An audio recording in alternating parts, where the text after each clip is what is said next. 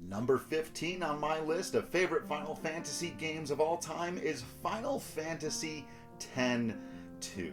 Let's get a couple of things out of the way at the beginning, because I know there are some strong detractors of this game, especially at the time, with it being the first direct sequel, it kind of signifying a departure from the way the franchise had been before. And so I just want to say right off the bat that I just don't buy into most, if not all of that. I don't buy into this mindset that, quote, it's unnecessary. I find that line of thinking in general to be strange. No piece of art, no video game is absolutely necessary. And while I understand where people are coming from on that, because I agree that the ending of Final Fantasy X was perfect, I also agree that Final Fantasy X-2 doesn't need to justify its existence to anybody. It's a great video game with a great story, great characters, great music, a great combat system, and if for you, the experience of the world and lore and story of Final Fantasy X is complete with the first game, then you can go ahead and ignore this one. And sadly, I think a lot of people did, which is why it tends to be underrated throughout the series. But I, for one, absolutely loved this adventure. I love the Gull Wings trio. I think Pain is a fantastic addition to the Final Fantasy cast, and I mean that as the all-time Final Fantasy cast.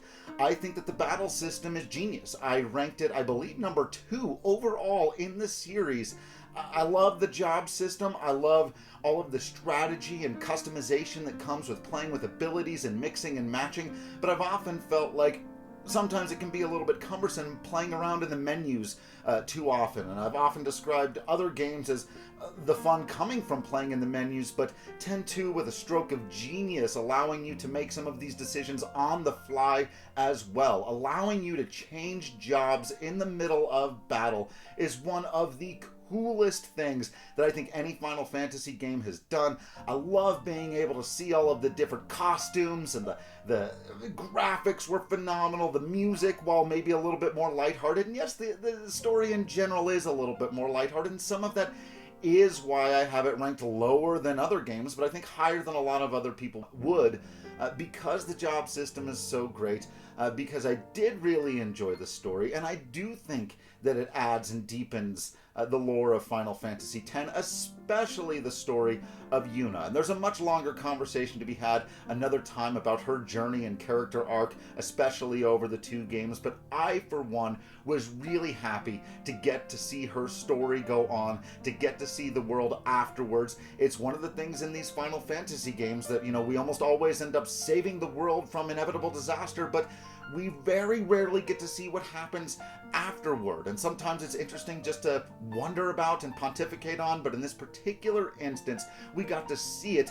in one of my favorite Final Fantasy worlds to ever exist, the world of X, and I'm one who desperately wants to see a X-3. But for now, I just want to say, if you can get over the fact that it's a little more lighthearted, that there's a little bit of a girl band feel to it, or a lot of bit of a girl band feel to it, Charlie's Angels, whatever you want to call it, that all of those things work in its favor. It's a fantastic video game, and I personally loved it.